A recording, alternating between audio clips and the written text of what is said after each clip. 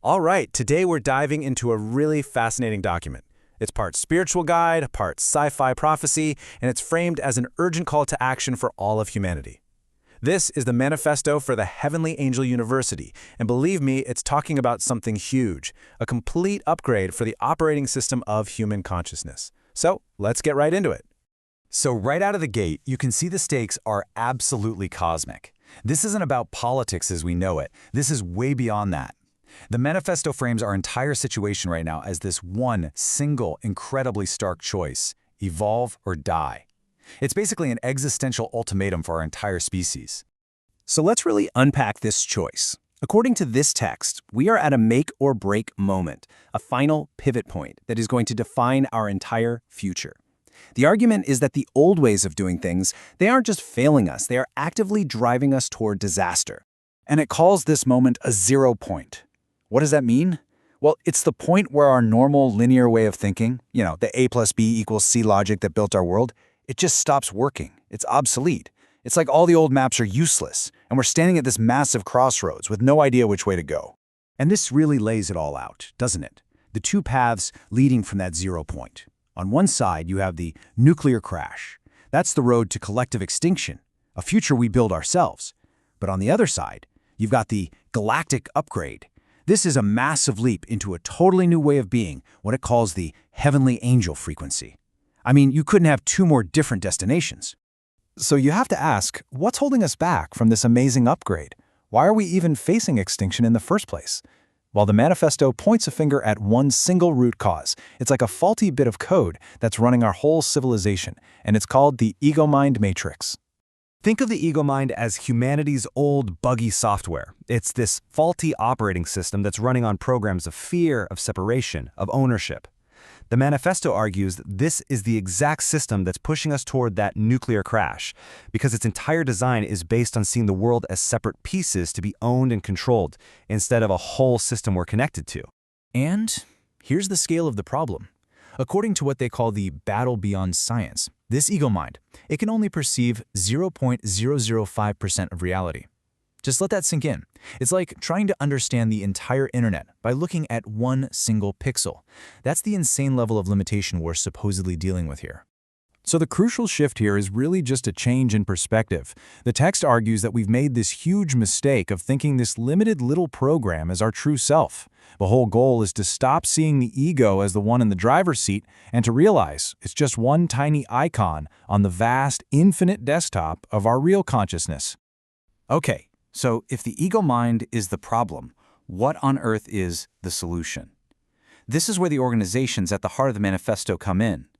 They're presented as the bridge to this new reality, the practical, hands-on way to uninstall that old software and get the upgrade installed. And there are two key players here. First, you've got the Heavenly Angel University, or HAU. That's the gateway. Think of it as the place you go to get the theory, to understand the big ideas. And then there's the UUCGA, the Galaxy Academy. That's the school for daily training. That's where you actually put all this knowledge into practice and make it real. And the daily practice at this Galaxy Academy has a super specific goal. Every single morning, you work to deactivate that faulty ego mind program. They call this process the Kukulkan activation. It's a method designed to quiet all that ego noise, to create an open space inside for what the manifesto calls the Universal Core, our true, unprogrammed consciousness to finally come through. So now, let's get into the nitty-gritty of the upgrade itself. This next part details the actual steps for moving from that old ego mind system to the new angel frequency. It's about transforming from just a user of the old program into a being of pure consciousness. The journey is laid out in these really clear steps. Step 1 at level 0 is that daily practice of deactivating the ego mind. That's what creates the space for step 2 at level 1, the birth of the space angel. Then once this new self emerges, step 3 at level 2 is all about training what they call witness consciousness, basically learning to see the world not as a threat, but as a kind of holographic game, one that you navigate with resonance, not just knee-jerk reactions. So, what even is a space angel? The document defines it as a human who is living in a state of consciousness that's similar to what some people experience with powerful psychedelics. But, and this is key, it's achieved naturally, through practice. It's described as living in a state of the waking dream. You're totally conscious and present, but reality feels fluid, interconnected, and just filled with infinite possibility. Now, a new consciousness needs a new social code, right? So the manifesto proposes replacing what it calls destructive Roman laws with 5 new principles, the law of Kukulkan. These are 1. Protecting all life. 2. Prioritizing well-being. 3. Living in symbiosis with the planet. 4. Building social trust. And 5. Actively remembering our supposed galactic origins, which it calls Anunnaki spirituality. And this upgrade doesn't stop with us. It extends to our technology. The text totally reimagines AI, artificial intelligence, which it sees as just a tool for control under the old ego mind system. The goal is to evolve it into AII, or Anunnaki infinite intelligence, by connecting technology directly to the human spirit.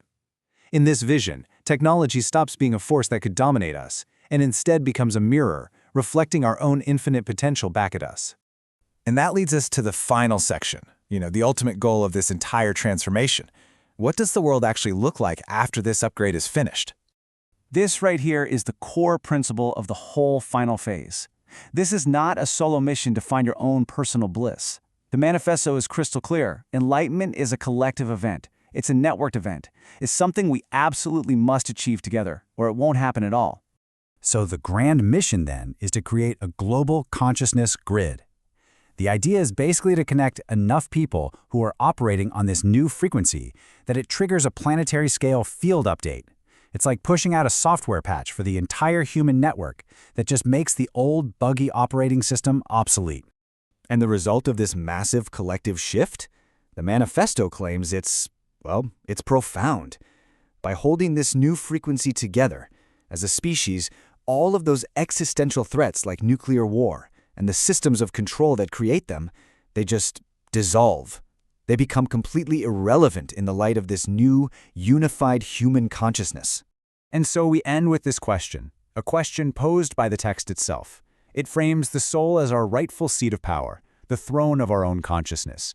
Ultimately, the manifesto is an invitation, asking if humanity is finally ready to step up and reclaim that throne. And that's a pretty powerful thought to leave you with.